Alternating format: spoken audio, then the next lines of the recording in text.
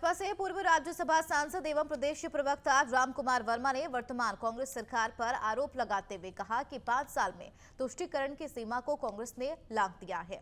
कांग्रेस के शासनकाल में हमेशा दलितों का उत्पीड़न ही हुआ है। प्रदेश में व्यापक बदहाल कानून व्यवस्था और उत्पीड़न का सबसे ज्यादा खामियाजा गरीब और वंचित वर्ग को उठाना पड़ रहा है।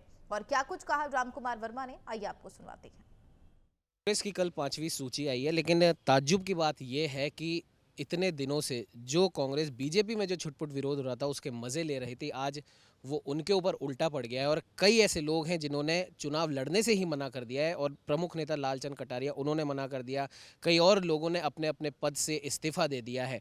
और सबसे मज़े की बात यहाँ पर देखने वाली ये है कि विद्याधर नगर और झोटवाड़ा की बीजेपी की जो सीट है उस पर कांग्रेस अभी भी पसोपेश में है। उस पर वो अपना कोई उम्मीदवार वो घोषित नहीं कर पा रही है। सिविल लाइंस विधानसभा की बात करें तो यहाँ से कांग्रेस के उम्मीदवार प्रताप सिंह खाचरियावास जी इंतजार कर रहे हैं कहीं ना कहीं कि पता नहीं वो कौन सा चेहरा बीजेपी उतार देगी। वो डर उनके बातों में, उनके भाषणों में वो साफ तौर पर दिखाई दे रहा है। हमारे साथ में राज्यसभा सांसद रामकुमार वर्मा जी मौजूद हैं। सर, बीजेपी की जब सूची आई थी, पहली दूसरी 124 उम्मीदवार आए थे, जाहिर सी बात है सबकी अपनी अपनी आकांक्षाएं, महत्वाकांक्षाएं होती है।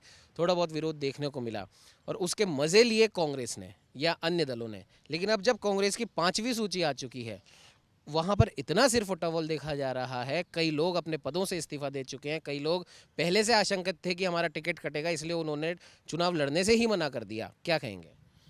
देखो, कांग्रेस ने क्या है कि वादा तो ये करते हैं और कहते हैं, उसके अनुसार से नहीं चलते हैं। ये तो पूरा राजस्थान जान रहा है। लेकिन टिकटों की बात मैं करूँ कि इन्होंने कहा था कि 3 महीने हम टिकट पहले सितंबर में घोषित कर देंगे। फिर इन्होंने कहा कि हम 50% महिलाओं को देंगे, युवाओं को देंगे, और इस तरह से हम करेंगे। लेकिन जब इनकी सूची आ रही है और सूची लेट आई है, चाहे 2-5 टुकड़े में इन्होंने किया, लेकिन जो सूची आई है इनके पास में उम्मीदवार नहीं।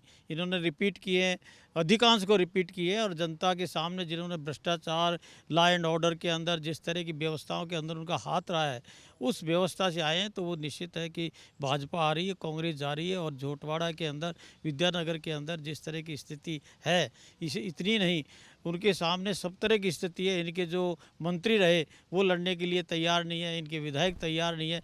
और तो और जब ताजुब ये हुआ कि एक व्यक्ति एससी कमीशन का था जो डिमांड कर रहा था कि राजस्थान में इस तरह के अत्याचार, महिला अत्याचार हो रहे हैं, उस व्यक्ति का इन्होंने टिकट काटा है। तो ये जो व्यक्ति संवेदनशील है उनका टिकट काट रहे हैं, जो संवेदनहीन है, जिन्होंने इनकी व्यवस्था में, भ्रष्ट में, कुर्सी बचाने में रहे, उनको ये टिकट दे। तो मैं समझता हूँ कि इनके टिकटों के बंटवारे से भाजपा का तो पूरा का पूरा ये समझो कि सरकार आ रही है प्रचंड बहुमत से, लेकिन इनके पास में कैंडिडेट नहीं है। और इसी स्थिति में ये इस तरह की सूची निकाल रहे हैं।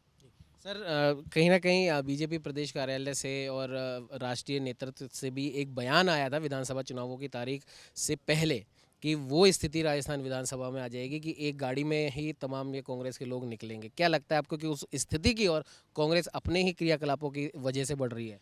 नहीं, इसमें स्पष्ट हो रहा है कि इनके अंदर कह रहे थे कि हम एक हो गए हैं, लेकिन अब टिकटों के बंटवारे से देखा तो आज जैसे बता रहा है पेपर भी, मीडिया भी, कि सचिन पायलट के 7 लोगों को इन्होंने किया है।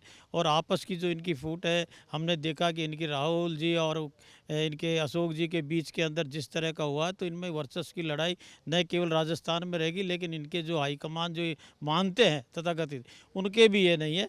तो उससे लगता है कि इनके हालात ख़राब है। फॉर्च्यूनर की सवारी मिलना भी इनको मुश्किल हो जाएगी, इसमें कोई दोहरा ही नहीं है। राजस्थान की जो स्थिति इन्होंने जो कर दी है। ये थे हमारे साथ रामकुमार जी। इनका साफ तौर पर कहना है कि विधानसभा चुनाव के बाद में ऐसी स्थिति आने वाली है कांग्रेस के खुद के क्रियाकलापों की वजह से कि अब तो फॉर्च्यूनर भी इनके लिए बहुत बड़ी रहने वाली है। अब ऐसा लगता है कि एक 2 व्हीलर पे ही ये लोग राजस्थान विधानसभा चुनावों के बाद में विदा ले लेंगे। सहयोगी कैमरामैन अजय के साथ उमंग माथुर, नवतेज टीवी, जयपुर। देश और दुनिया की हर बड़ी खबर के लिए सब्सक्राइब करें नवतेज टीवी और पल पल के अपडेट्स के लिए बेल आइकन को दबाना ना भूलें, क्योंकि आपकी खबरों का भरोसेमंद साथी है नवतेज टीवी।